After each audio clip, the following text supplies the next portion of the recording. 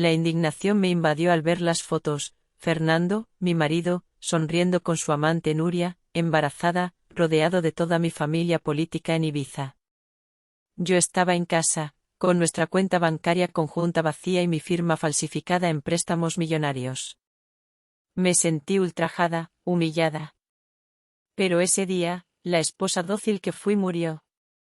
La familia Martínez no sabía que su fiesta sería el inicio de su ruina. Ustedes no creerán lo que hice después. Antes de continuar, suscríbete al canal y cuéntanos desde dónde estás escuchando en los comentarios. Me llamo Elena. Ya he cumplido los 60. Solía pensar que, una vez que mis hijos estuvieran criados, no me quedaría nada de que arrepentirme en esta vida. Pero un día, aprendí una lección amarga: algunas cosas, por mucho que las entregues, no te serán devueltas. Hoy, un año después, miro hacia atrás y veo el camino. He borrado a una familia entera de cada registro legal. Vendí cada propiedad que poseían. Los dejé en la calle, sin nada. Se fueron de viaje, llenos de alegría, para celebrar el embarazo de la amante de mi marido. Ignoraban que, mientras ellos brindaban, yo, Elena, la esposa de Fernando, estaba tejiendo la red que los atraparía a todos. Todo empezó hace un año. Tenía 42 años y el cansancio del vuelo a Madrid, desde uno de mis viajes de trabajo, se desvaneció de golpe. Llegué a nuestro chalet en La Moraleja. Aquella pesada puerta de madera noble, que tan bien conocía, me recibió como un muro. Había regresado un día antes, a propósito, para darle una sorpresa a Fernando. 7 años de matrimonio. Las sorpresas románticas, hay que decirlo, se habían vuelto escasas. Quería reavivar la llama. Pero la primera sorpresa del día, al parecer, era para mí. Metí la llave en la cerradura, la giré una vez, luego otra. Nada. La puerta seguía tan inmóvil como la muralla de un castillo. Convencida de que no podía haberme equivocado, lo intenté de nuevo. El mismo resultado. Cerrada con llave, desde dentro. Una inquietud vaga, fría, empezó a filtrarse en mi mente. Saqué mi móvil. Marqué el número de Fernando. El tono sonó largo, nervioso. No contestó hasta el quinto. Su voz. Su voz sonaba extrañamente apurada, desconcertada. Dime, Elena, ¿ya has terminado de trabajar? Mi corazón se aceleró. Intenté mantener la voz lo más serena posible. Acabo de llegar, cariño. Estoy en la puerta de casa. ¿Por qué está cerrada desde dentro? Un silencio de varios segundos al otro lado. Lejano, pude oír el murmullo de las olas y una música estridente. Fernando no estaba en ninguna sala de reuniones. Eso era seguro. Es que estoy en una reunión muy importante con un socio. Probablemente no llegue hasta bien entrada la noche. Coge un taxi y vete a casa de tus padres a pasar la noche. Vale. Mañana voy a verte sin falta. Su voz. Cargada de falsedad. Cada palabra era una aguja que apuñalaba mi confianza.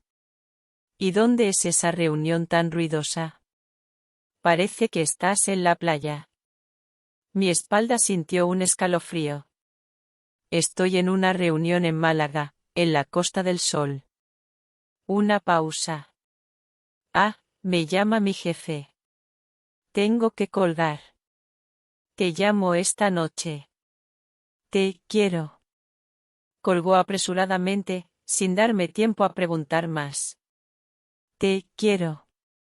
Qué vacías, qué nauseabundas sonaron esas dos palabras en mi cabeza. Las había oído miles de veces en los últimos 7 años. Pero nunca me habían provocado tantas arcadas como hoy. Arrastré mi maleta, sintiéndome impotente, hacia la entrada de la urbanización. Estaba a punto de pedir un taxi para ir a casa de mis padres cuando Manuel, el conserje, que hacía su ronda, me vio. Me saludó amablemente. Hombre, doña Elena, ya ha vuelto de su viaje. Se le ve muy bien. Hola, Manuel. Sí, acabo de llegar. Forcé una sonrisa torcida. Oiga, Manuel, ¿por casualidad ha habido alguien en mi casa hoy? El conserje me miró con los ojos como platos. Estaba sorprendido. ¿Cómo? ¿No se fue usted de viaje con la familia? Ayer por la mañana, continuó él, vi al señor José llevando a la señora y al resto de la familia al aeropuerto. Me estuvieron contando, muy orgullosos, que se iban todos a Ibiza una semana a celebrar una buena noticia. Iba también una chica joven y muy guapa. Según me dijeron, era la novia del señorito Fernando y que había una gran noticia, un embarazo. Así que se iban todos juntos a celebrarlo. El señor José estaba exultante, por fin iba a tener un nieto varón. Le di la enhorabuena, claro. Cada palabra de Manuel fue un martillazo en mi cabeza. Buena noticia, novia, embarazo, Ibiza, toda la familia política. Mi mente se convirtió en un torbellino de información caótica y terrible.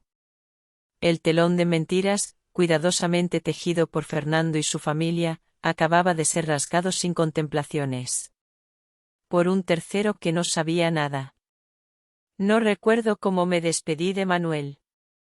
Cuando recuperé la conciencia, estaba de nuevo frente a aquel portón de madera. Una terrible determinación en la mirada. Tenía que entrar en esa casa. Necesitaba saber la verdad. Llamé a un cerrajero. Mi voz sonó tan fría y resuelta que hasta yo me sorprendí. El dolor y la traición se estaban condensando lentamente en una fuerza oscura, lista para destruirlo todo. La tormenta en mi interior no había hecho más que empezar. El cerrajero, tras batallar durante casi 20 minutos, se secó el sudor. Me cobró. Se marchó a toda prisa, como si hubiera percibido el aire asfixiante que me oprimía. Un pesado clac metálico anunció que la cerradura se había abierto.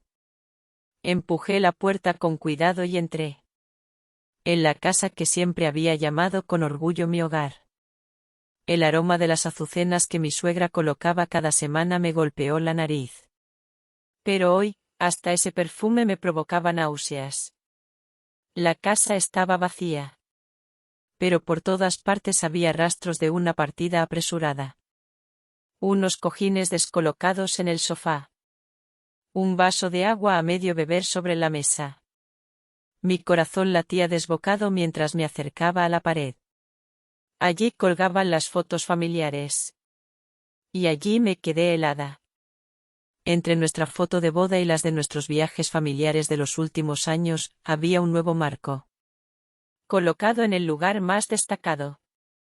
En la foto, toda la familia política sonreía radiante en el aeropuerto. Mi suegro José, mi suegra, mi cuñado Carlos y su mujer. Y Fernando. Él estaba en el centro, con una mano en el hombro de su madre y la otra rodeando la cintura de una joven desconocida, Nuria Ramos. La mujer lucía una sonrisa triunfal. Un vestido fino dejaba ver claramente su vientre abultado. Parecían una familia perfecta. Feliz. Auténtica. Y yo, la esposa legal, no era más que una espectadora innecesaria. Un estorbo. Un escalofrío me recorrió la espalda. Me tapé la boca con la mano para ahogar un sollozo. Tambaleándome, entré en el despacho de Fernando, donde estaba el ordenador que compartíamos. Con los dedos temblorosos, introduje la contraseña. Nuestro aniversario de bodas. En cuanto se encendió la pantalla, lo primero que vi fue la confirmación de una reserva. De un resort de 5 estrellas en Ibiza. Reservado a nombre de Fernando Martínez y Nuria Ramos. Una suite para parejas con vistas al mar. Duración, 1 semana. Una lágrima caliente rodó por fin por mi mejilla. Hice clic en la aplicación de la nube familiar compartida. Ese espacio del que tanto presumía con mis amigas, mostrándoles nuestros momentos felices. Y entonces, el verdadero infierno se desplegó ante mis ojos. En una carpeta, llamada Celebración Familiar en Ibiza, se estaban subiendo cientos de fotos. Fernando dándole de comer a esa mujer. Mi suegra paseando por la playa de la mano con ella, con la misma mirada tierna con la que miraría a una hija. Mi suegro con la mano en el vientre de ella, sonriendo con satisfacción. Toda la familia brindando con copas de champán. Fernando y esa tal Nuria estaban sentados en la cabecera de la mesa. Estaban felices. Se divertían. Celebraban su traición hacia mí. En su mundo, yo había sido completamente borrada. Pasé las fotos, una por una, sintiendo como mi corazón se desgarraba. Había un primer plano del rostro de Nuria. Tenía una mirada afilada y una sonrisa que, pretendiendo ser inocente, resultaba provocadora. Era como si me estuviera mirando directamente, burlándose de mi estupidez y mi ignorancia. También había vídeos cortos, risas animadas. La voz de mi suegra llamando a Nuria, nuestra nueva nuera. La voz de Fernando prometiendo que, en cuanto todo se arreglara, les daría, madre e hijo, el lugar que les correspondía. Todo. Ese, todo, era yo. Un obstáculo que debía ser eliminado de su camino hacia la felicidad. Un problema que había que resolver. 7 años de amor. 7 años de dedicación. 7 años de sacrificio. Todo se había reducido a esta horrible verdad. No solo me había traicionado mi compañero de vida, sino toda su familia. A quienes yo había respetado y querido como si fueran mis propios padres. Cerré la pantalla del portátil de un golpe. El sonido retumbó en el silencio. La verdad, cruel e innegable, se había revelado. Las lágrimas cesaron. En su lugar, desde lo más profundo de mi ser, comenzó a arder una violenta llama de odio. Si querían guerra, la tendrían. Una guerra en la que yo no sería la perdedora. Cuando el shock inicial pasó, un vacío aterrador se apoderó de mí. Me dejé caer en el frío suelo, apoyada contra la pared, con la mirada perdida en el vacío. Reconstruí todo en mi cabeza. Busqué las señales que había pasado por alto. Las frecuentes llamadas urgentes de Fernando. Sus viajes de negocios repentinos. Los caros regalos que mi suegra presumía que un amigo le había hecho a Fernando. Todo eran piezas de un elaborado fraude. Yo había sido la única espectadora que no se había dado cuenta de nada. Con paso pesado, salí al balcón y respiré hondo el aire nocturno de Madrid. Las luces de la ciudad parpadeaban a lo lejos, pero para mí todo era de un gris ceniciento. En ese momento, vi a mi vecina del chalet de enfrente paseando a su perro. Al verme, me saludó con la mano. «Anda, Elena, has vuelto. Pensé que te habías ido con la familia». Apenas pude esbozar una sonrisa torcida. «Sí, tuve que volver antes por trabajo». La mujer se acercó y, con expresión de apuro, bajó la voz. «Elena, no te enfades por lo que te voy a decir.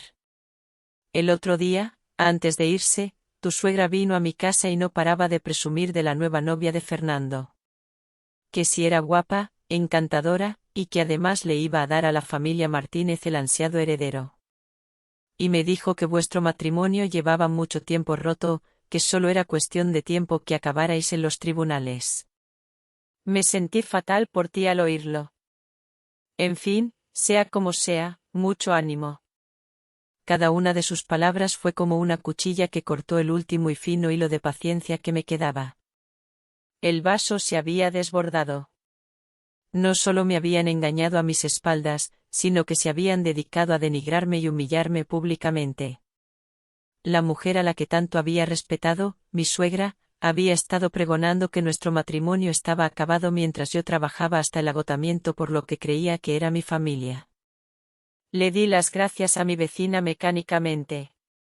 Volví a entrar. El dolor había desaparecido.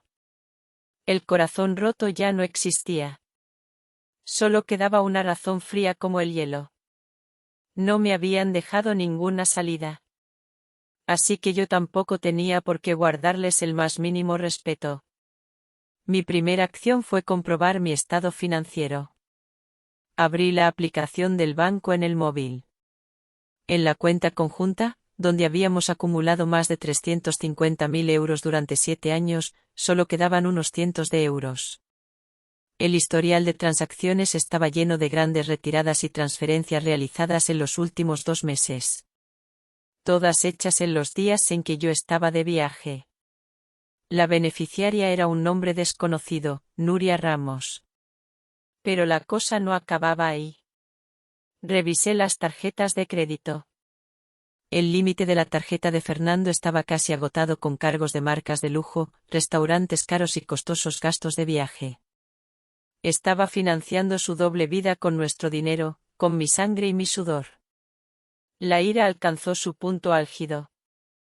No solo me habían sido infiel, me habían estafado a la cara. Pretendían despojarme de todo lo que tenía y luego echarme a la calle con las manos vacías. Un temblor de desprecio y odio me recorrió el cuerpo. No. No iba a dejar que se salieran con la suya. Me senté en el escritorio del despacho y abrí mi portátil. Mis dedos se movían rápidos y decididos sobre el teclado. Comencé a buscar información sobre abogados especialistas en divorcios y procedimientos legales para la protección de bienes. El dolor se había transformado en acción. Las lágrimas habían dado paso a un plan de venganza meticuloso y cruel. Me habían enseñado una valiosa lección sobre la traición. Ahora era mi turno de enseñarles una lección sobre las consecuencias. La noche cayó por completo sobre Madrid, pero no pude pegar ojo. El espacioso chalet se había convertido en una fría prisión. No podía soportar estar allí ni un segundo más. Metí algo de ropa, y lo más importante, todos los documentos relevantes en una pequeña maleta. Antes de irme, eché un último vistazo a la casa. Nuestra foto de boda, colgada en la pared, parecía burlarse de mí. Sin dudarlo un instante, la descolgué y la tiré a la basura. Tenía que romper con todo. Definitivamente. Conduje sin rumbo mientras las lágrimas caían sin cesar. Finalmente, el coche se detuvo en el único lugar en el que podía pensar en ese momento, la casa de mis padres. Mi madre se quedó horrorizada al ver mi aspecto miserable en mitad de la noche. Me abrazó con fuerza y me preguntó con preocupación, «Elena, ¿qué ha pasado? ¿Estás bien? ¿Dónde está Fernando?» No pude decir nada, solo lloré en el cálido abrazo de mi madre. Mi padre salió de su estudio. Su expresión se endureció al verme. Habiendo trabajado toda su vida como abogado, y habiendo visto todo tipo de personas y casos, supo al instante que algo grave había ocurrido. «Entra en casa, hija. Cuéntanoslo todo con calma». La voz de mi padre era grave y cálida, y tenía un extraño poder tranquilizador.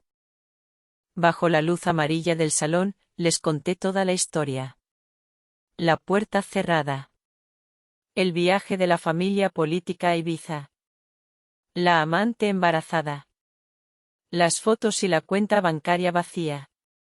Empecé sollozando, pero mi voz se fue volviendo más clara y firme. El llanto inicial se estaba convirtiendo en una ira nítida. Cuando terminé, mi madre temblaba de rabia. Dios mío, ¿cómo puede existir gente tan desvergonzada? Toda una familia engañando a mi hija. Pobre Elena mía, cuánto has debido de sufrir. Dijo llorando mientras me abrazaba. Mi padre no dijo nada. Se sentó en su sillón, con las manos entrelazadas y la mirada afilada. Su silencio era más aterrador que 1000 reprimendas. Cuando terminé mi relato, abrió lentamente la boca. Cada palabra fue una sentencia. Hija, Escúchame con atención. Primero, ya has llorado y sufrido suficiente. A partir de este momento, tienes que ser fuerte. Tú no has hecho nada malo. Los que han obrado mal son ellos. No puedes derrumbarte. Asentí, secándome las lágrimas a toda prisa. Segundo, continuó mi padre, no vamos a dejar que se salgan con la suya. Esto no es un simple caso de adulterio. Es estafa, malversación de bienes.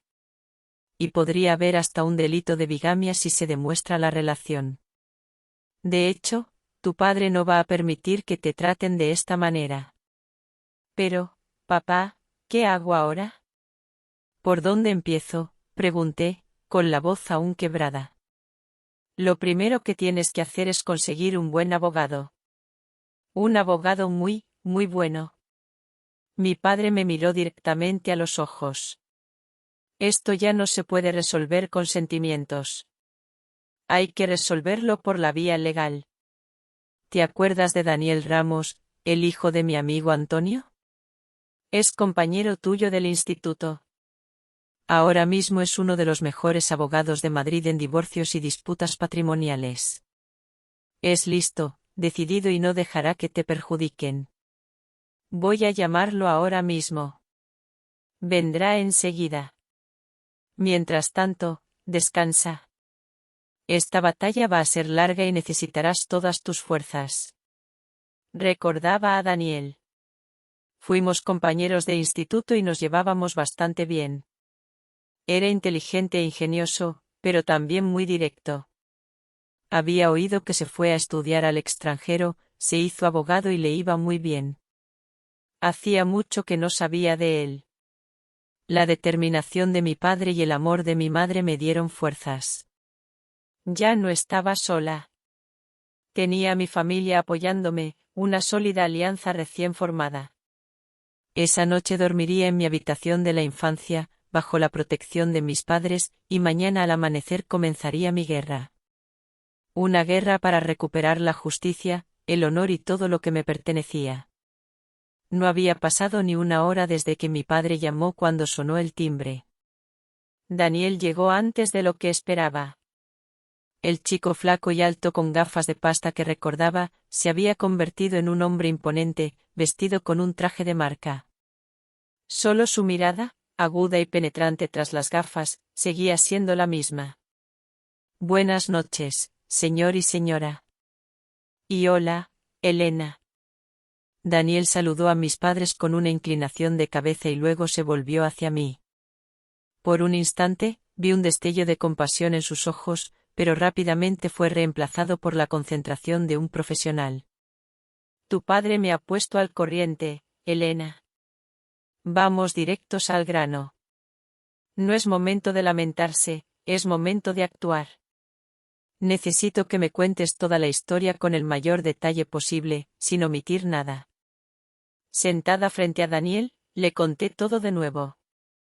Esta vez, sin lágrimas ni sollozos, solo un relato claro y frío. Le enseñé las fotos, la confirmación de la reserva y las capturas de pantalla que había hecho del extracto bancario.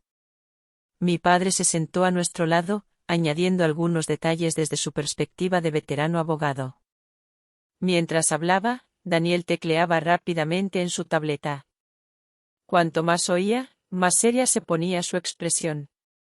Cuando terminé, levantó la cabeza. Su mirada era tan afilada como un bisturí. La situación es más grave de lo que pensaba, dijo Daniel sin rodeos. Esto no es una simple demanda de divorcio por adulterio. Es un caso de estafa organizada. Lo planearon todo meticulosamente para quedarse con tu patrimonio. Pero cometieron un error fatal. Fueron demasiado arrogantes y dejaron demasiadas pruebas. Daniel giró la pantalla de su tableta hacia mí. En ella había un mapa mental claramente dibujado. Esta es nuestra estrategia. Atacaremos por 3 frentes. Primero, el adulterio y el incumplimiento unilateral del deber de fidelidad conyugal. Las fotos, los vídeos, el testimonio del vecino y los correos de la reserva son más que suficientes. Podemos presentar una querella por cohabitación con otra persona, manteniendo una relación análoga a la conyugal, lo que podría acarrear consecuencias penales. Mi corazón latió con fuerza. ¿Consecuencias penales? Nunca había pensado en llevar a Fernando a ese extremo. Pero entonces recordé la imagen de él abrazando a su amante, la de su familia sonriendo radiante sobre mi dolor. Cualquier atisbo de duda se desvaneció. Segundo, continuó Daniel, y lo más importante, el frente financiero. Tenemos que demostrar que Fernando ha desviado bienes gananciales, malversado fondos e incluso la posibilidad de que haya falsificado tu firma para obtener préstamos. Dijiste que es el director de la empresa familiar, ¿verdad? Necesitamos toda la información sobre esa empresa. Exigiremos una auditoría independiente. Sospecho que ha utilizado dinero de la empresa para comprarle una casa o un coche a esa mujer. ¿Y cómo vamos a conseguir esa información?, pregunté preocupada. Justo en ese momento, volvió a sonar el timbre. Mi madre abrió, y quien entró fue mi primo Roberto. Iba de paisano, pero su porte y su forma de andar no ocultaban su profesión de policía. Tío, he venido en cuanto me has llamado, dijo Roberto, mirándome con preocupación. ¿Estás bien? Sí, estoy bien, negué con la cabeza. Primo, justo a tiempo. Necesitamos tu ayuda, dijo mi padre, explicándole la situación a Roberto. Al oírlo, la cara de mi primo se endureció. Me dio una palmada en el hombro y se dirigió a Daniel. ¿En qué puedo ayudar? Dígame. Necesitamos su ayuda. Y mucho, dijo Daniel con una sonrisa calculadora. Primero, investigue la identidad de una tal Nuria Ramos. Me da que esta mujer no es trigo limpio. Segundo, compruebe todas las transacciones inmobiliarias y de vehículos a nombre de Fernando Martínez o de esta mujer en los últimos 2 años. Y tercero, si es posible, sonsaque algo de información a algún empleado del departamento de contabilidad de la empresa de los Martínez. Roberto asintió sin dudarlo. De acuerdo. Esto es un asunto de familia. En 24 horas tendrá la información preliminar. Las infidelidades de Fernando Martínez no hace falta ni investigarlas. Siempre ha tenido fama de mujeriego. Solo mi prima Elena, la pobre, no se había dado cuenta. Las palabras de mi primo fueron otra daga en mi corazón, pero una necesaria para hacerme reaccionar.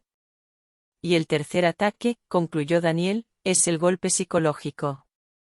Actuaremos de forma rápida y por sorpresa, sin darles tiempo a reaccionar. Mientras ellos se divierten en Ibiza, nosotros montaremos una trampa perfecta en Madrid. Cuando vuelvan, no les quedará nada. Esa noche, la luz del salón de mis padres permaneció encendida hasta altas horas.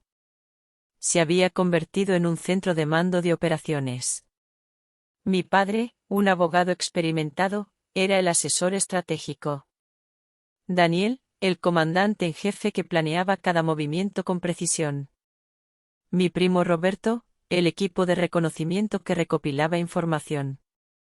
Y yo, la víctima doliente, me había convertido en el arma secreta de esta guerra. El fuego del odio que ardía en mi interior ya no era para consumirme a mí misma, sino para iluminar el camino del contraataque que se avecinaba. A la mañana siguiente, mientras revisaba unos documentos con Daniel y mi padre, sonó mi teléfono. Era Fernando. Sentí un vuelco en el corazón y una oleada de náuseas.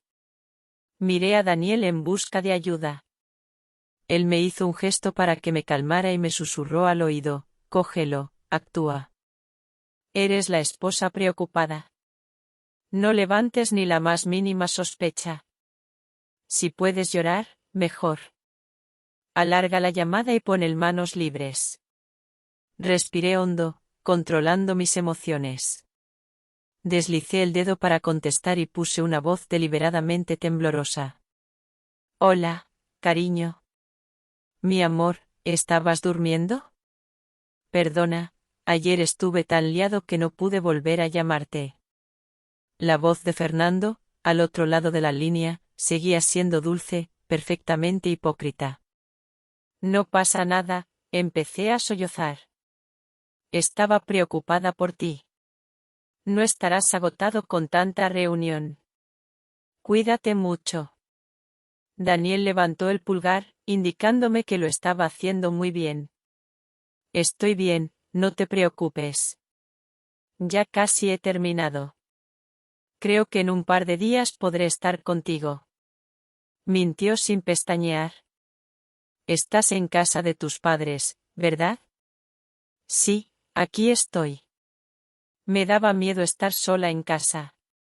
Continué con mi actuación, añadiendo un toque de fragilidad y dependencia, como solía hacer con él.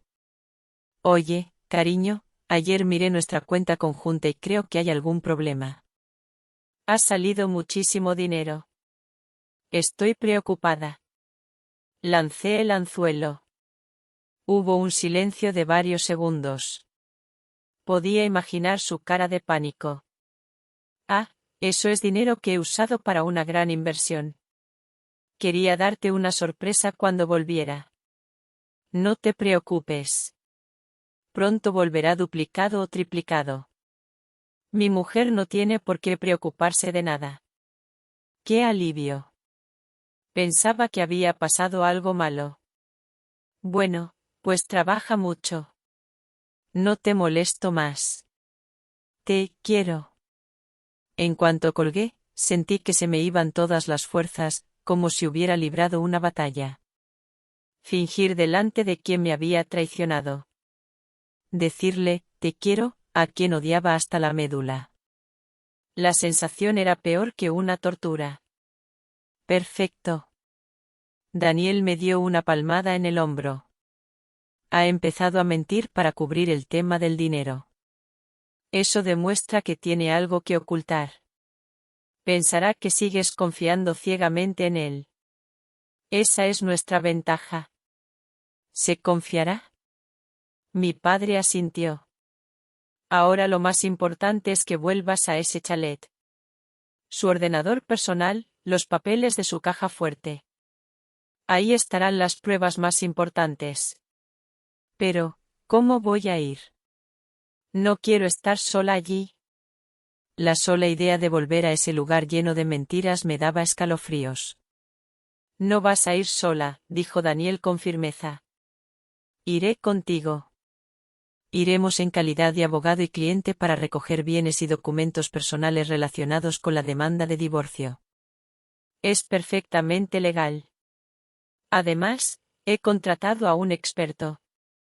Copiará todos los datos del ordenador de Fernando, incluso los archivos borrados. No se le escapará nada. El plan se trazó rápidamente. Esa misma tarde, Daniel y yo volveríamos a la escena del crimen. Tendría que enfrentarme de nuevo a los recuerdos y al dolor de ese lugar. Pero esta vez no estaría sola. Convertiría el lugar exacto de mi traición en el punto de partida de su caída. Mi actuación perfecta acababa de comenzar y el papel de esposa inocente y desolada continuaría hasta el final, hasta que el telón cayera y los culpables pagaran por sus actos. Esa tarde volví a aquel chalet con Daniel y un experto en informática.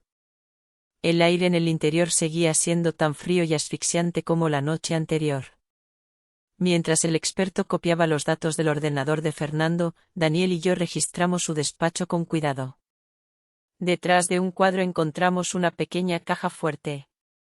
¿Sabes la contraseña?, preguntó Daniel. Negué con la cabeza. Pero de repente, una combinación de números me vino a la mente. El cumpleaños de su amante. Recordaba haberlo visto en algún documento del ordenador. Lo introduje con los dedos temblorosos.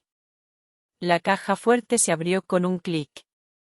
Dentro no había mucho efectivo, pero estaba llena de contratos de préstamo y documentos que nunca había visto. Lo más terrible fue descubrir que en las casillas de prestatario y avalista mi nombre estaba torpemente falsificado. Sentí que se me paraba el corazón. Fernando no solo me había engañado, sino que había intentado hundirme en deudas millonarias y convertirme en una delincuente. Daniel fotografió cuidadosamente todos los documentos.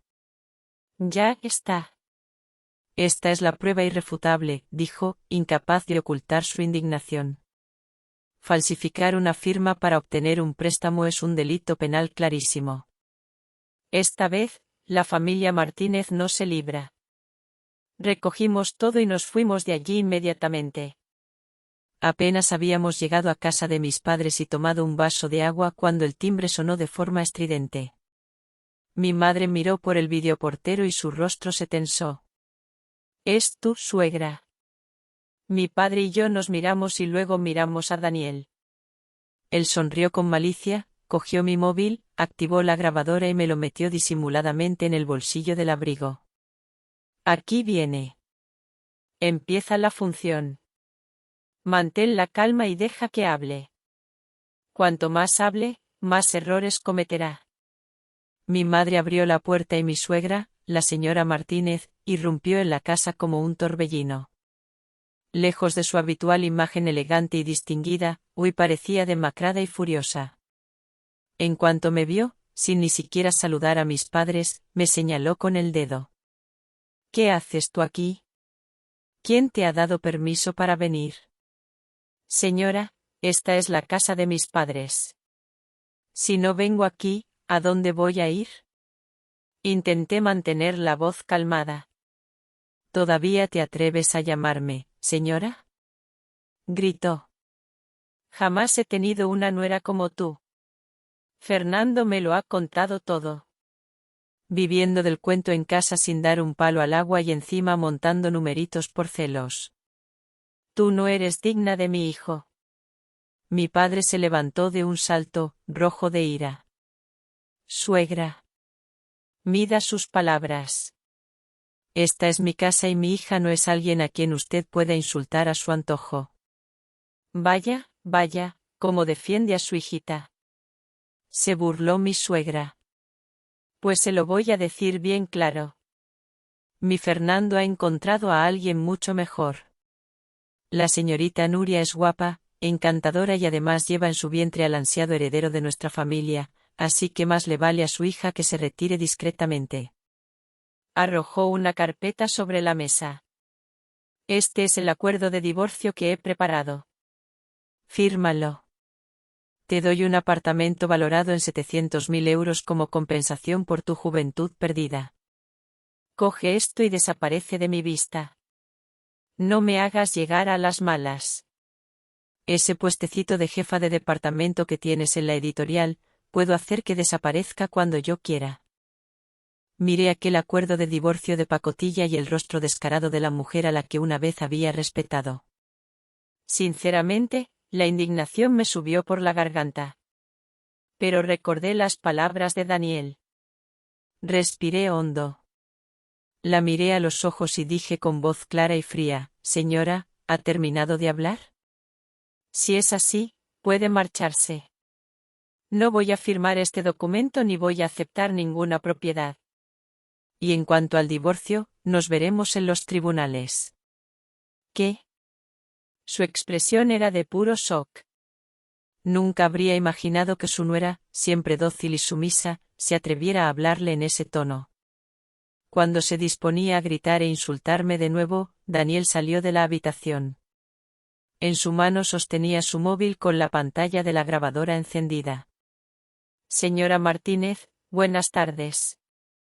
Soy Daniel Ramos, el abogado de doña Elena. Todas las conversaciones, amenazas y coacciones que ha proferido usted desde que ha entrado en esta casa han sido grabadas. Serán una prueba muy interesante en el juicio. Muchas gracias por haberse tomado la molestia de venir hasta aquí a traernos este regalo». La cara de mi suegra pasó del rojo al blanco. Balbuceó, señalándonos con el dedo, y se marchó tambaleándose, no sin antes soltar una sarta de insultos. La puerta se cerró de un portazo. Me desplomé en la silla, temblando de pies a cabeza. Daniel detuvo la grabación y, sonriendo, me dijo: «La prueba ha venido a nosotros por su propio pie. El siguiente paso es ir a presentarnos a la futura señora Martínez. Si ustedes aún me escuchan hasta aquí, les pido que me ayuden. Comenten el número 1 aquí abajo, así sabré que aún hay amigos que me acompañan en este viaje. Su presencia es el mayor aliento para que yo continúe contando la parte final, de Corazones de Millonarios. Esa noche, mi primo Roberto le envió a Daniel un grueso dossier. La información sobre Nuria Ramos era reveladora. Tenía 24 años.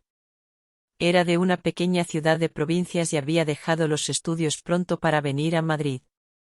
Su historial laboral era difuso, pero su historial sentimental era muy llamativo. Se había especializado en relacionarse con hombres de mediana edad, ricos y casados. Fernando no era su primera víctima y probablemente tampoco sería la última. Una cazafortunas profesional, como sospechaba Daniel. Lo más importante era que Roberto había descubierto la dirección del lujoso apartamento que Fernando le había comprado a Nuria, un ático en el exclusivo barrio de Salamanca a nombre de Nuria Ramos.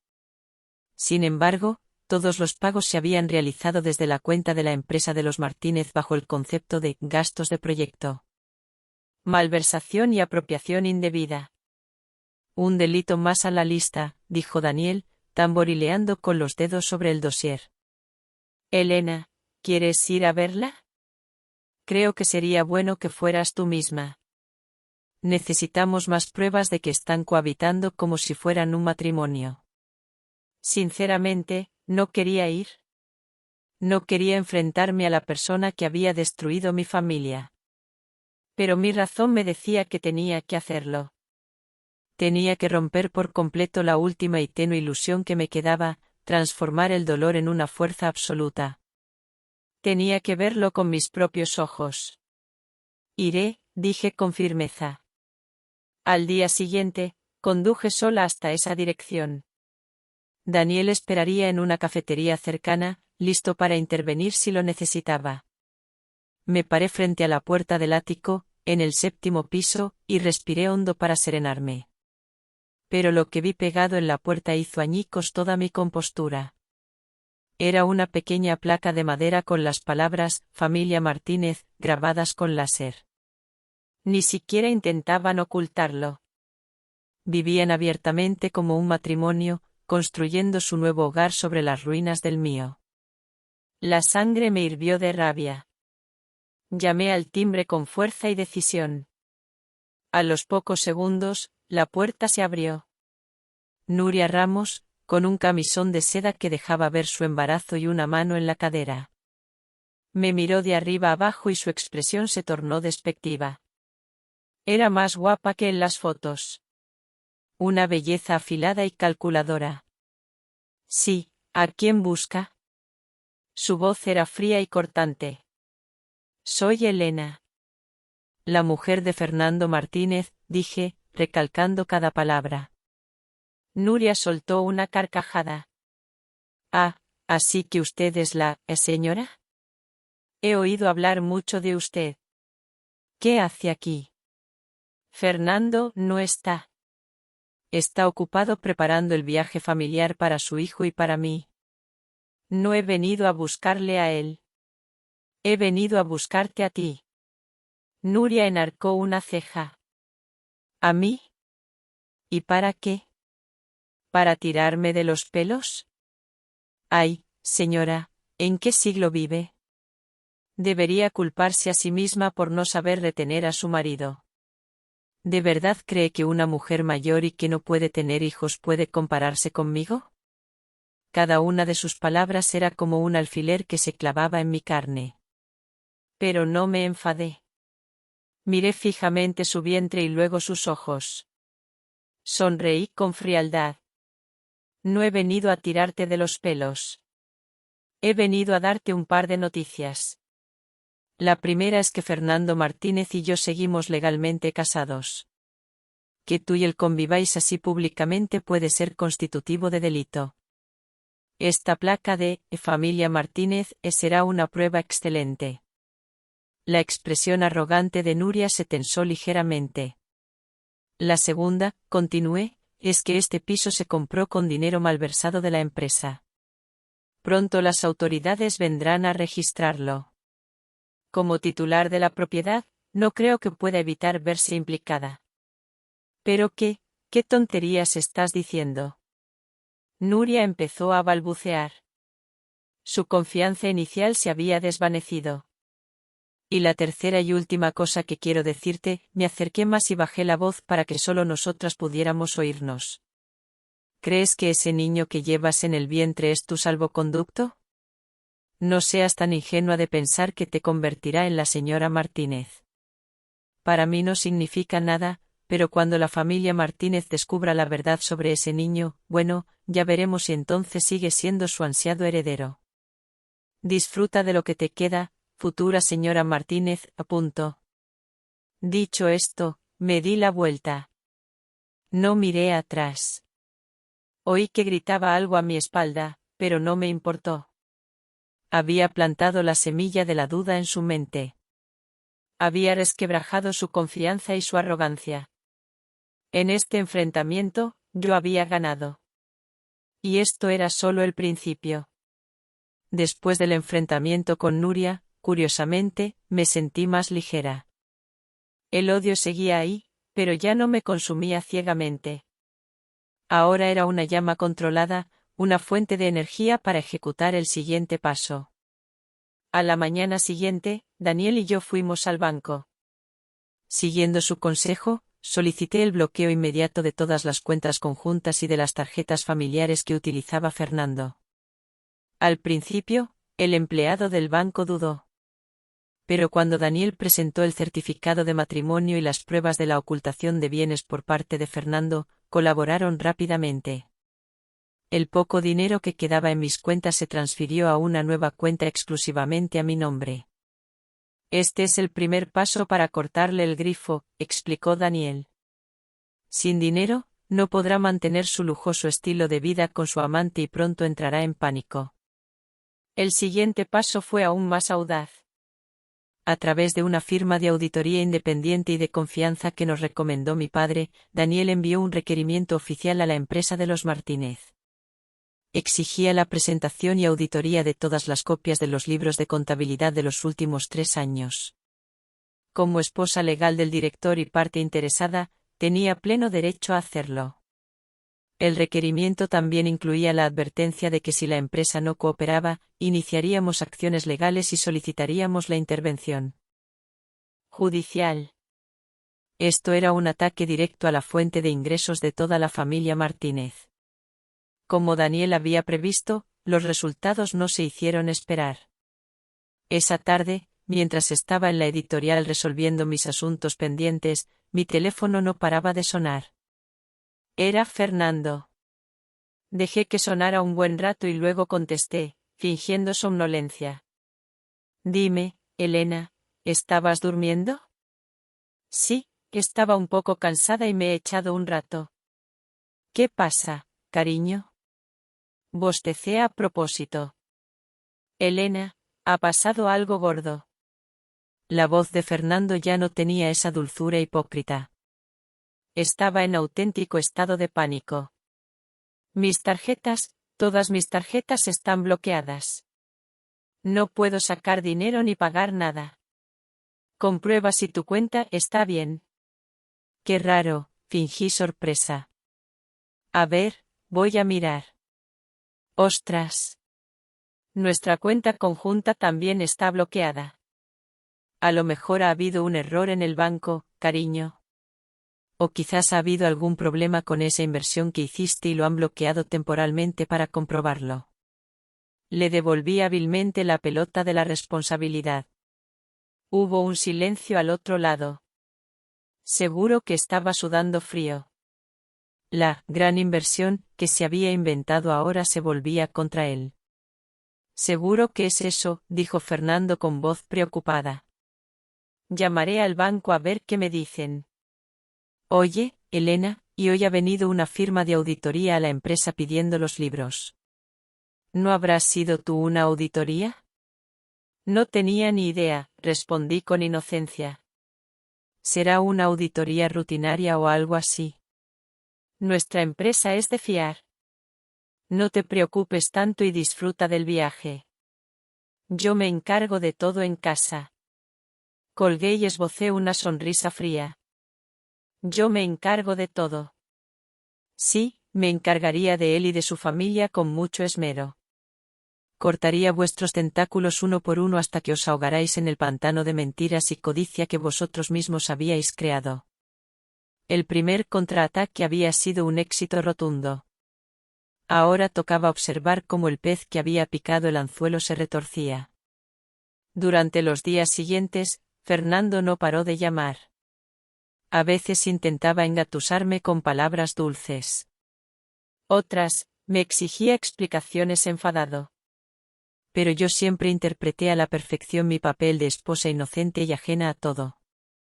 Mientras tanto, en Madrid, nuestra maquinaria de venganza funcionaba de manera fluida y despiadada. Una noche, Daniel me llamó con voz urgente. Elena, noticias frescas.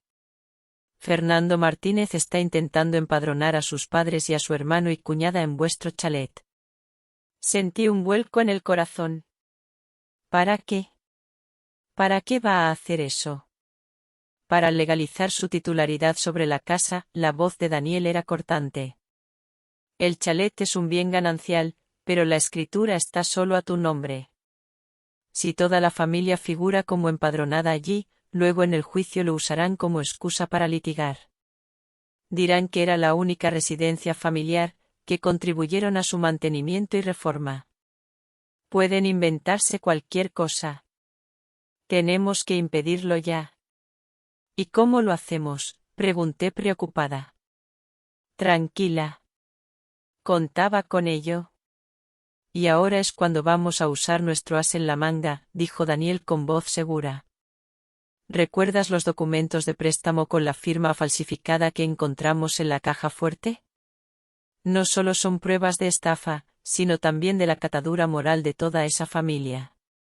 No solo vamos a impedir el empadronamiento, vamos a hacer que les cancelen el suyo. ¿Cancelarles el empadronamiento? Me quedé helada. Era un ataque devastador. Convertiría a toda una familia en ciudadanos fantasma. No podrían realizar ninguna transacción civil, ni comprar, ni vender, ni viajar, ni siquiera recibir atención médica. ¿Es eso posible? Mi voz temblaba. Para otros sería difícil, pero para nosotros es posible. Rió Daniel. Tu primo, el inspector Roberto, es la clave. A la mañana siguiente, fui con Daniel y Roberto a la comisaría de policía. Roberto usó su cargo y sus contactos para conseguirnos una reunión directa con el comisario. En el solemne despacho relaté todos los hechos, la infidelidad de Fernando, la estafa patrimonial y la conspiración para arrebatarme el chalet. Daniel, como abogado, añadió los afilados argumentos legales. Pero el golpe de gracia fue el dossier que Roberto puso sobre la mesa. Señor comisario, estas son las pruebas de que el señor Fernando Martínez ha falsificado en repetidas ocasiones los documentos y la firma de su esposa, doña Elena, para realizar préstamos y transacciones ilegales por valor de varios millones de euros. Este acto demuestra la mala fe del sujeto y su intención de cometer fraude y enriquecimiento ilícito. Actualmente, la familia Martínez está intentando empadronarse en el domicilio de doña Elena para usurpar su propiedad. Creemos que el empadronamiento actual de esta familia también podría tener elementos fraudulentos y opacos. Por ello, para prevenir más actos ilícitos y facilitar la investigación, solicitamos formalmente el bloqueo administrativo temporal del DNI y el empadronamiento de todos los miembros de la familia Martínez y su posterior cancelación si se confirman los hechos. El comisario revisó el dossier con el ceño cada vez más fruncido. Me miró con compasión y luego asintió a Roberto. De acuerdo. Me encargaré personalmente de este asunto.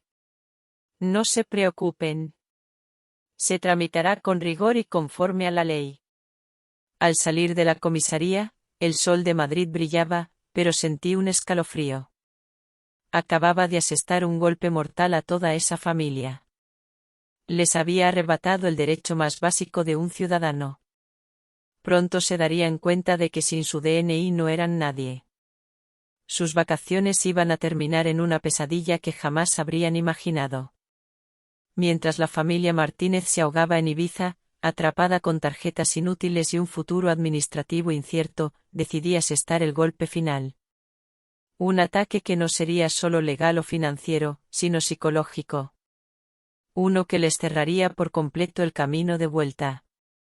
«Quiero vender el chalet», le dije a Daniel en su despacho. Daniel casi deja caer la taza de café. «¿Qué dices? ¿Vender el chalet?»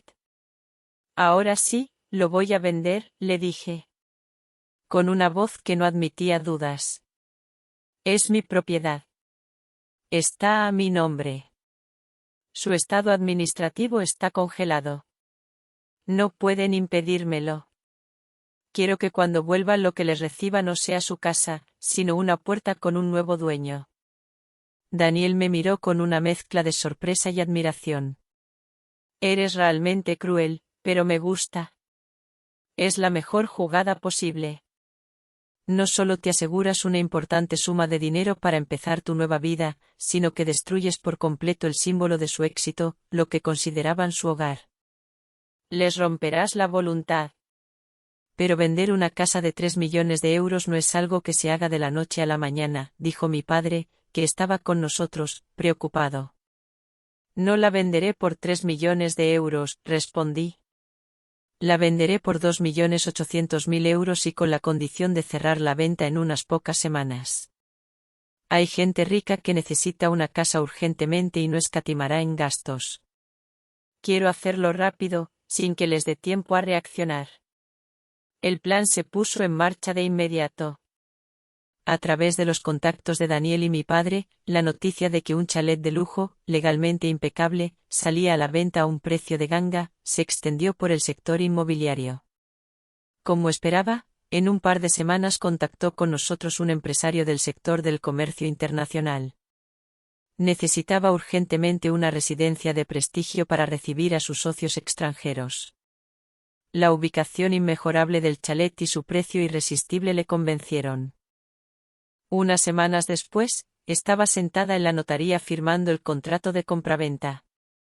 Al escribir mi nombre sobre el papel, una mezcla de emociones me invadió. Aquel había sido el lugar donde había construido hermosos recuerdos y soñado con una familia feliz. Pero también fue donde la traición había germinado y crecido. Ahora, con mis propias manos, lo estaba borrando. No había arrepentimiento. Solo la ligereza de quien se ha quitado un gran peso de encima. 2.800.000 euros. Una enorme cantidad de dinero fue ingresada en las cuentas seguras que Daniel había dispuesto. Les había cortado por completo el camino de vuelta. Ahora, la familia Martínez no solo había perdido el dinero y el honor, sino también un hogar al que regresar. Oficialmente, se habían quedado en la calle. ¿Qué sentirían cuando, agotados, volvieran del aeropuerto y se encontraran con un nuevo dueño en su puerta? La sensación de que te lo han arrebatado todo. La misma sensación que ellos me habían dado a mí. Mi plan de venganza se estaba desarrollando a la perfección, incluso mejor de lo que esperaba. Mientras la familia Martínez se ahogaba en Ibiza, atrapada con tarjetas inútiles y un futuro administrativo incierto, yo decidí asestar el golpe final. Un ataque que no sería solo legal o financiero, sino psicológico. Uno que le cerraría por completo el camino de vuelta. Mi plan de venganza se estaba desarrollando a la perfección o incluso mejor. Cada uno de mis pasos hundía a la familia Martínez más y más en el pozo de la desesperación. Debería sentirme exultante, satisfecha, pero extrañamente, últimamente mi cuerpo se sentía cada vez más agotado. Cada mañana me despertaba con náuseas repentinas. No tenía apetito y me sentía constantemente cansada, con ganas de pasarme el día en la cama. Al principio pensé que era solo por el estrés excesivo, que esta guerra estaba agotando mi cuerpo y mi mente. Mi madre, al verme cada vez más pálida y delgada, no podía estar tranquila. «Elena, ¿Por qué no te haces un chequeo completo? Así no puedo quedarme tranquila. Voy contigo. Para tranquilizarla, fui a un hospital privado. Después de sacarme sangre y hacerme varias pruebas, esperé nerviosa en la sala de espera. Media hora después, una enfermera me llamó. Una doctora de la edad de mi madre me miró con dulzura, consultó los resultados en su ordenador y luego sonrió. Enhorabuena. No tiene nada de qué preocuparse, al contrario, tiene una buena noticia. Sentí que me zumbaban los oídos. ¿Una buena noticia? ¿A qué se refiere? ¿Está usted embarazada?, dijo la doctora, aún sonriendo. De unas 5 semanas. El saco gestacional está bien implantado en el útero. El bebé está creciendo sano. Por su constitución, parece que las náuseas son un poco más intensas. Le recetaré unas vitaminas y le daré unas pautas de alimentación. Embarazada. Esas 2 palabras retumbaron en mis oídos como un trueno.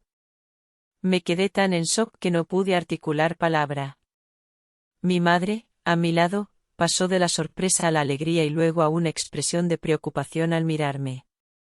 Ya no oía nada de lo que decía la doctora. En mi mente solo resonaba la palabra embarazo. Una pequeña vida estaba creciendo dentro de mí. Una vida que era el fruto de este matrimonio fraudulento. Era mi hijo. Pero también era el hijo de Fernando. Todo mi plan de venganza, mi odio, mi determinación de acero. Sentí que se desmoronaba en un instante. ¿Qué debía hacer con este niño? ¿Tenerlo? ¿Conservar el linaje de quien me había traicionado y pisoteado? ¿Y tener que recordarlo cada día al mirar a ese niño? Pero si lo interrumpía, un escalofrío me recorrió el cuerpo. Era mi hijo. Mi sangre y mi carne. No podía ser tan cruel. Salí del hospital como un autómata. Mi mano apretaba inconscientemente la ecografía con un pequeño punto negro. Un punto diminuto. Pero con un peso de 1000 toneladas que lo cambiaba todo. Mi guerra se había vuelto mucho más compleja de lo que jamás había imaginado. Ya no luchaba solo por mí. Ahora tenía que decidir el destino de una vida inocente.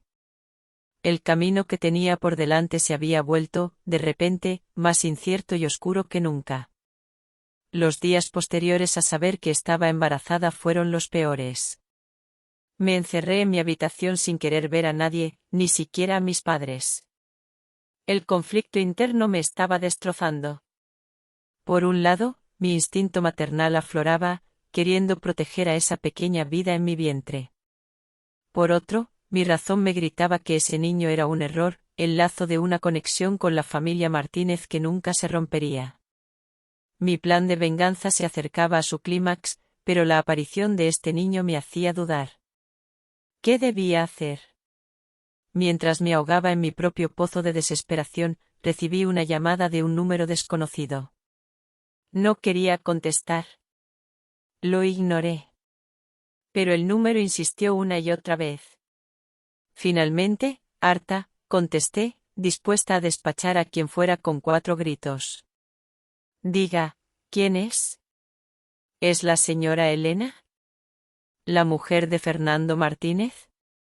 Al otro lado, una voz de mujer mayor, grave y algo ronca.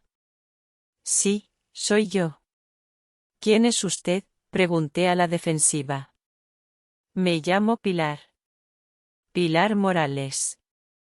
Soy la tía carnal de Fernando. Me quedé helada.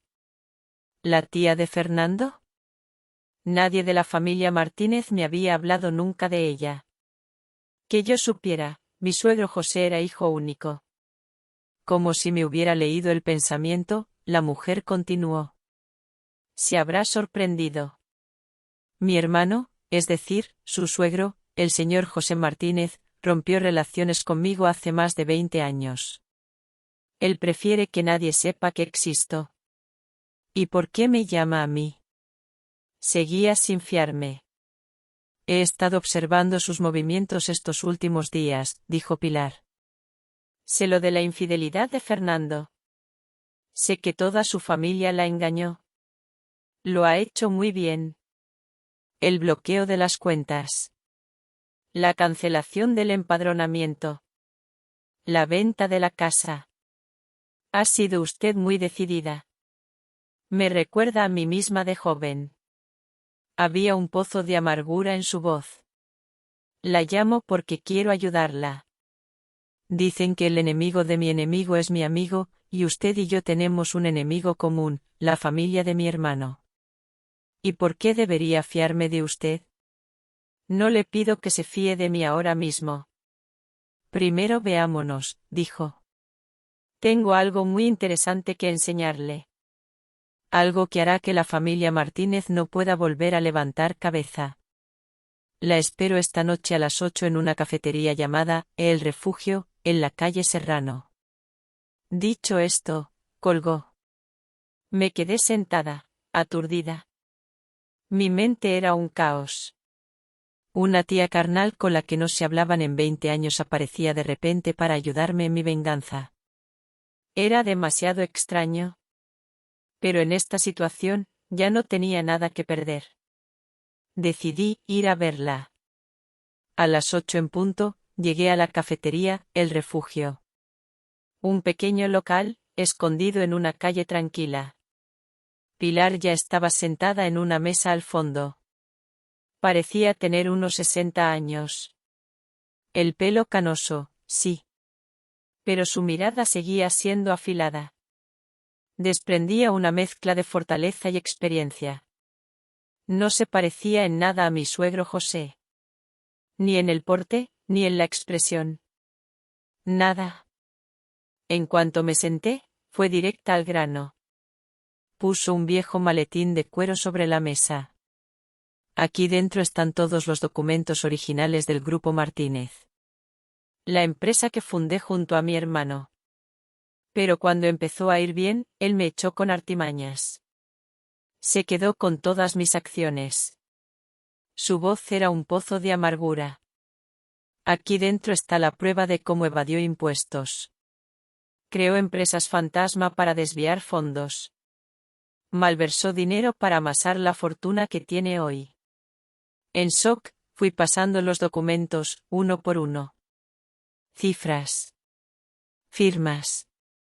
Contratos fraudulentos. Pruebas irrefutables. Solo con esto, mi suegro José podría pasarse el resto de su vida en la cárcel.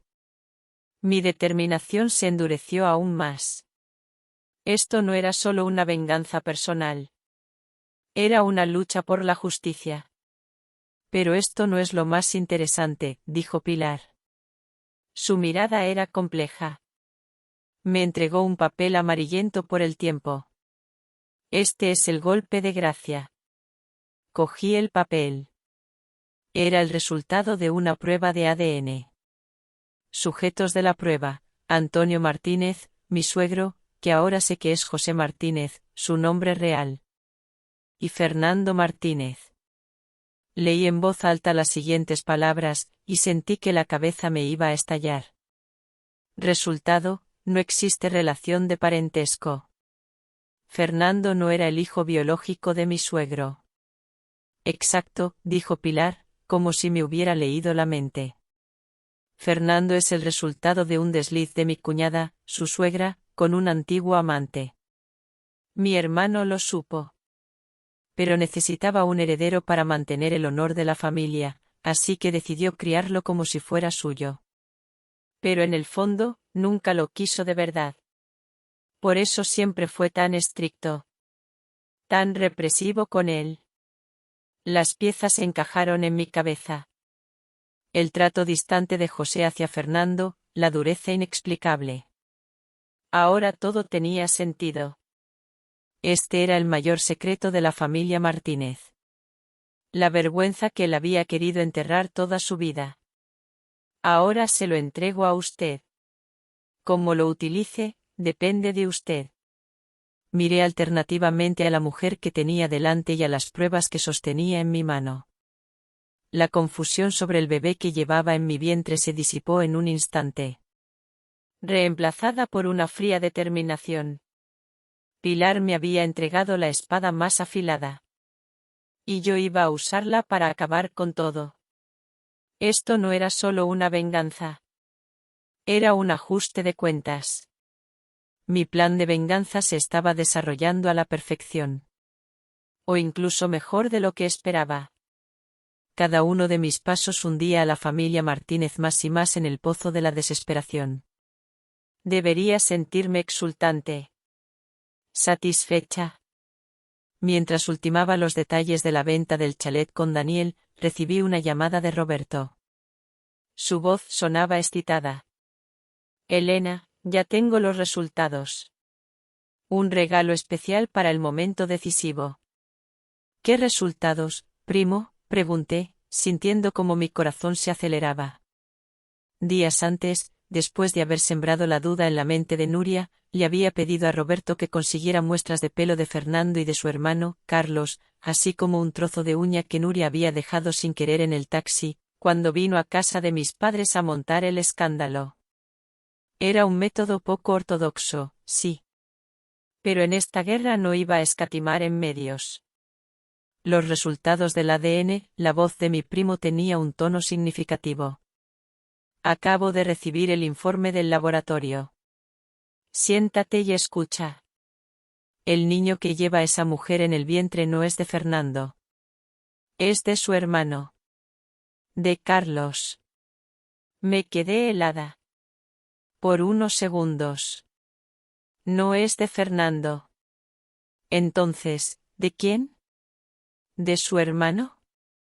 Otro shock. Pero esta vez no fue doloroso. Al contrario. Sentí una satisfacción escalofriante. Esta obra de teatro tenía un giro más propio de un culebrón de lo que había imaginado. La amante a la que Fernando tanto quería. El heredero que toda la familia Martínez tanto ansiaba. Resultaba ser el fruto de un incesto. Y de una doble traición. El hermano mayor se acostaba con la amante. Y el hermano pequeño también. Esta familia estaba podrida desde la raíz. Gracias, primo. Es un regalo muy valioso, dije con voz fría. Envíame el informe ahora mismo. Recibí el archivo del informe al instante. Las letras y los números que contenía eran la sentencia de muerte del orgullo de Fernando y su familia. Esta era el arma de destrucción definitiva. Ahora lo tenía todo en mis manos. Desde las pruebas financieras y las grabaciones, hasta el secreto más íntimo. Con calma, guardé el archivo del informe en una carpeta aparte, llamada Final. Todo estaba listo. Me miré en el espejo, arreglando mi atuendo. Hoy llevaba un traje de chaqueta color vino tinto. El color del poder. El color de la sangre. Me maquillé cuidadosamente para ocultar el cansancio. Para mostrar solo un aspecto afilado y frío. Ya no era la víctima. Hoy, era la juez. Al llegar a la empresa, pedí a la dirección y a los jefes de departamento que se reunieran en la sala de juntas para una reunión urgente. Les dije que era un asunto personal, sí. Pero que podría afectar a la reputación de la empresa. Les invité a presenciar la función. La curiosidad los reunió a todos en la sala. Quería que todos fueran testigos de la caída de los Martínez. Quería que sintieran la humillación. La vergüenza pública. La trampa estaba puesta. El cebo, lanzado. Y la bestia herida venía corriendo, enloquecida. Me senté en mi despacho, sorbiendo una manzanilla para calmar los nervios. Mi mente estaba completamente serena. El telón del último acto estaba a punto de levantarse. Yo era la directora.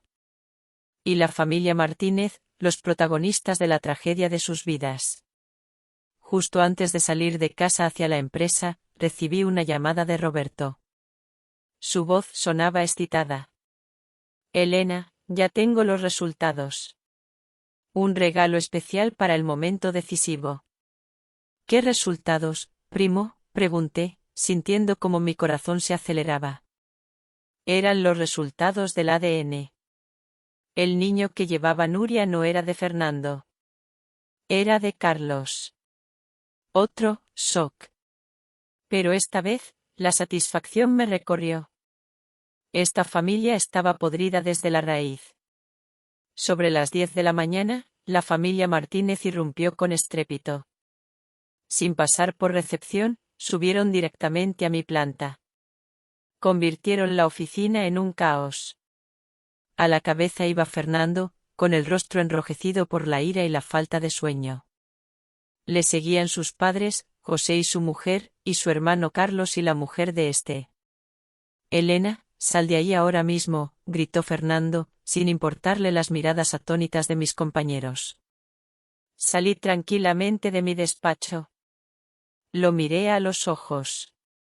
¿A qué viene tanto alboroto, señor Martínez? ¿Todavía te atreves a hacerte la tonta? Mi suegra se abalanzó para abofetearme, pero fue interceptada por los guardaespaldas que Daniel había dispuesto. ¿Qué le has hecho a nuestra familia?, gritó. ¿Por qué se ha vendido la casa? ¿Por qué están bloqueadas las cuentas? ¿Por qué nos han cancelado el empadronamiento? Sonreí suavemente. Creo que esas preguntas es mejor que las tratemos en la sala de juntas. Aquí hay demasiada gente. Además, casualmente tengo algo que me gustaría enseñarles. Dicho esto, entré en la sala de juntas, donde los directivos y mis compañeros ya estaban sentados, presenciando la escena con curiosidad y asombro. Los Martínez, aunque recelosos, me siguieron en tropel para aclarar las cosas. Una vez que todos estuvieron sentados, cogí el mando del proyector. Subí al estrado. La puerta de la sala de juntas se cerró. La trampa estaba lista. Si ustedes aún me escuchan hasta aquí, les pido que me ayuden.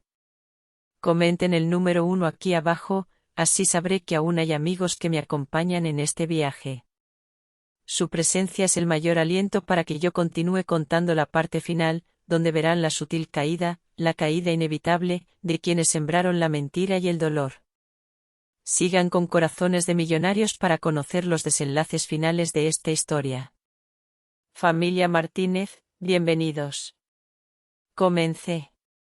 Mi voz resonó en la sala. Les he reunido hoy aquí para presentarles una pequeña obra de teatro. Protagonizada por su propia familia. El título de la obra es Traición. La pantalla del proyector se iluminó. La primera imagen era una colección de fotos de Fernando y Nuria en Ibiza, en actitud cariñosa. Un murmullo recorrió la sala. La cara de Fernando se puso blanca como el papel. Primer acto, adulterio, dije con voz monótona. El señor Fernando Martínez, durante su matrimonio legal conmigo, mantuvo una relación pública con la señorita Nuria Ramos y la dejó embarazada. Toda la familia Martínez, con conocimiento de este hecho, lo consintió. Lo ocultó. E incluso lo celebró con alegría. Pulsé el siguiente botón. La pantalla cambió a los extractos bancarios. Y los contratos de préstamo con mi firma falsificada. Segundo acto, estafa. El señor Fernando Martínez malversó fondos de la empresa. Desvió bienes gananciales. Y falsificó mi firma para obtener préstamos por valor de varios millones de euros. Es imposible que el presidente, el señor José Martínez, no supiera nada de esto. Mi suegro, José, se levantó de un salto. ¿Tú? ¿Cómo te atreves a difamarme? ¿Difamarle? Reí con frialdad. Entonces, escuchemos esta grabación. La voz de mi suegra sonó nítida por los altavoces. Fírmalo.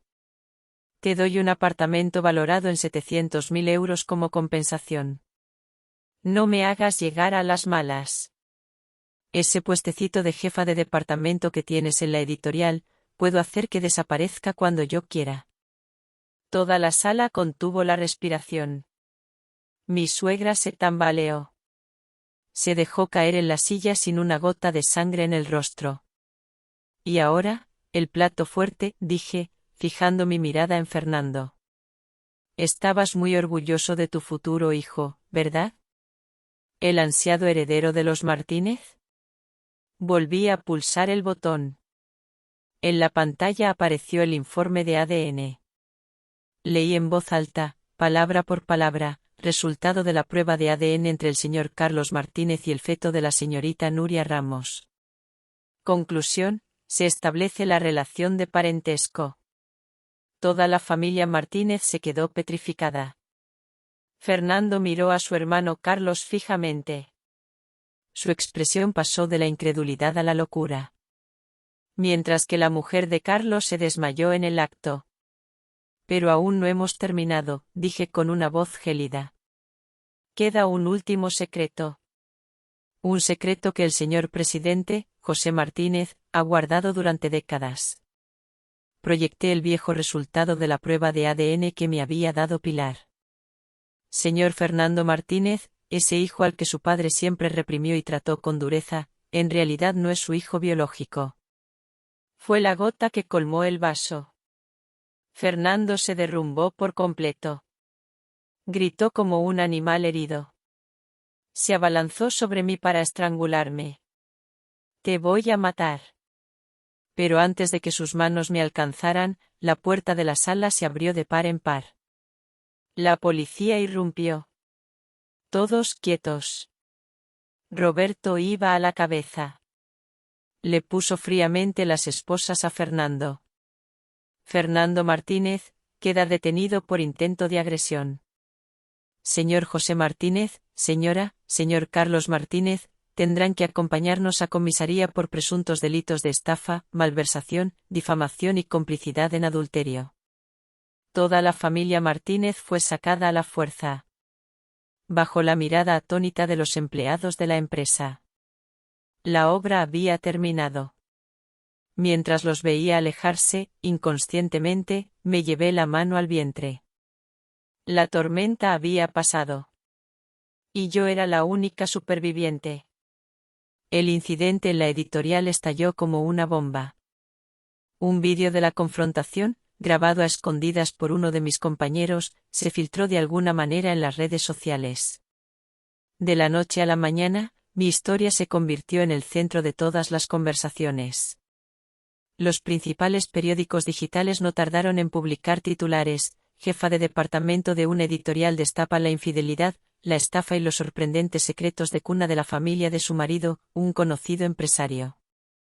La tormenta mediática fue tremenda, pero esta vez, en lugar de engullirme, me impulsó.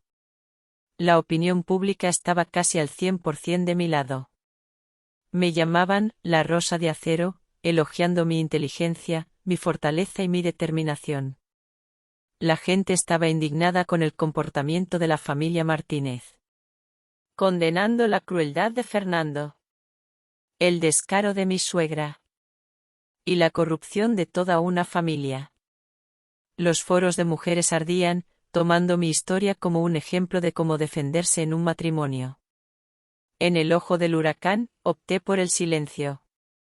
Pedí una excedencia larga y volví a casa de mis padres, evitando toda la atención mediática.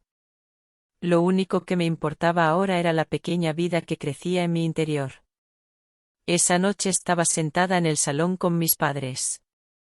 Mi padre, después de leer un artículo sobre mí, me miró durante un largo rato. «Hija, ¿qué piensas hacer con el niño?», preguntó con su voz grave y cálida. Acaricié mi vientre en silencio. Mi madre me cogió la mano y me dijo con una mirada llena de amor: «Tomes la decisión que tomes. Tu padre y yo siempre estaremos a tu lado. Si quieres tenerlo, te ayudaremos a criarlo. Es nuestro nieto. Sangre de nuestra sangre. Él no tiene la culpa de nada». Las palabras de mi madre hicieron que se me saltaran las lágrimas. Tenía razón. El niño no tenía la culpa. La culpa era de los adultos. Me había vengado. Había hecho que quienes me hicieron daño pagaran por ello. No podía ahora, por mi propio odio, arrebatarle el derecho a vivir a una vida inocente. Voy a tenerlo, dije con firmeza. Y lo voy a criar para que sea una persona maravillosa. Es mi hijo. Solo mío. Mi padre asintió con una sonrisa de alivio. Bien pensado. Mi hija se ha hecho toda una mujer.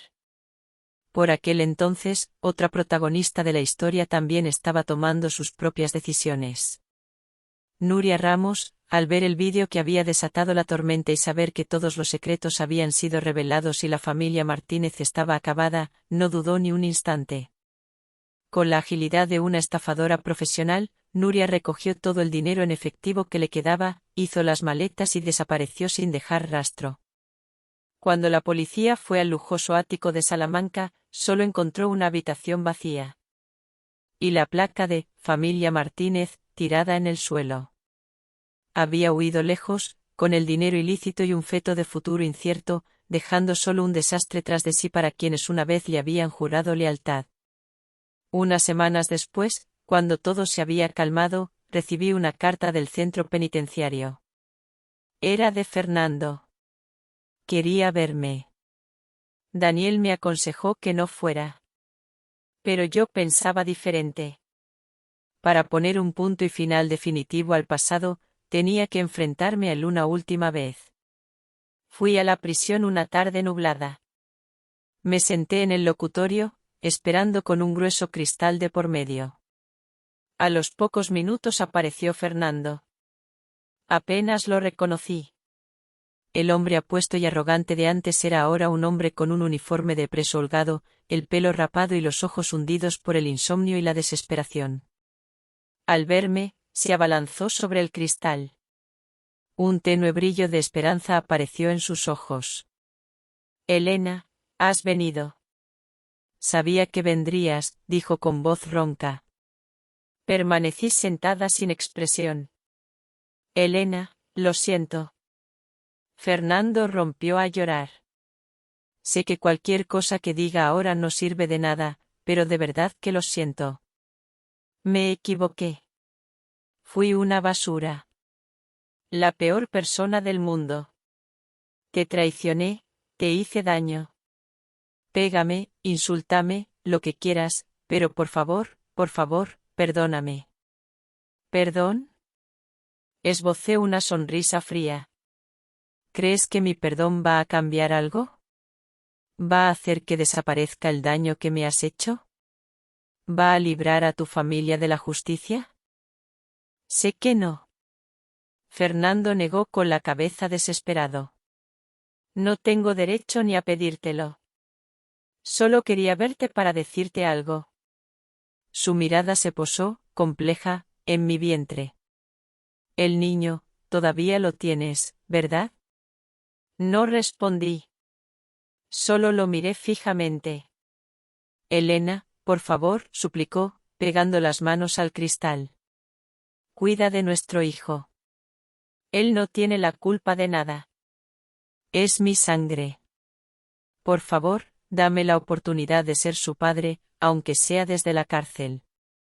Cuando salga, trabajaré como una bestia toda mi vida para compensaros a los dos. Mi hijo, le corregí con voz gélida. Este niño es mi hijo. No tiene nada que ver contigo ni con la familia Martínez. Fernando se quedó helado, pero luego asintió con amargura. Sí, tu hijo. Mientras lo cuides, me doy por satisfecho. Dudó un momento y luego, bajando la voz como si susurrara, añadió, hay una cosa más que tengo que decirte. Mi tía. Ten cuidado con esa mujer, con Pilar. Fruncí el ceño. Esa mujer no es tan simple como crees, dijo Fernando. Había terror en sus ojos. Odia a nuestra familia, a mi padre. No te ayudó por bondad, sino por sus propios intereses. Su crueldad va más allá de lo que puedas imaginar. Ten cuidado, Elena. No te conviertas en su próxima pieza de ajedrez. Justo cuando terminó de hablar, el tiempo de visita se acabó. Mientras los guardias se lo llevaban, Fernando no paraba de girarse para mirarme, murmurando las palabras, ten cuidado. Me quedé sola, sumida en un mar de pensamientos. Era la advertencia de alguien en quien no se podía confiar. Pero había sembrado una semilla de duda en mi mente. ¿Pilar? ¿Quién era realmente? Pero enseguida negué con la cabeza, apartando esos pensamientos. Fuera quien fuera, tuviera las intenciones que tuviera. Mi guerra había terminado. A partir de ahora, viviría solo para mí y para mi hijo, dejando el pasado atrás, al otro lado de este grueso cristal. Un año después. Estaba sentada en el balcón de un pequeño y bonito apartamento con vistas a la playa de Santander. La brisa marina me acariciaba suavemente el pelo, trayendo consigo el olor a sal y una sensación de paz increíble. Madrid, con su ruido y sus dolorosos recuerdos, había quedado atrás. Había elegido esta acogedora ciudad costera para empezar una nueva vida. Un llanto de bebé, desde la habitación, me sacó de mis pensamientos. Sonreí. Entré. En una cuna blanca, un pequeño ángel se revolvía. Tenía los mismos ojos. Grandes, redondos y oscuros. Y mi nariz respingona. Le puse de nombre Ángel, deseando que su vida estuviera siempre llena de paz y libertad. El nacimiento de Ángel había sanado todas las heridas de mi corazón.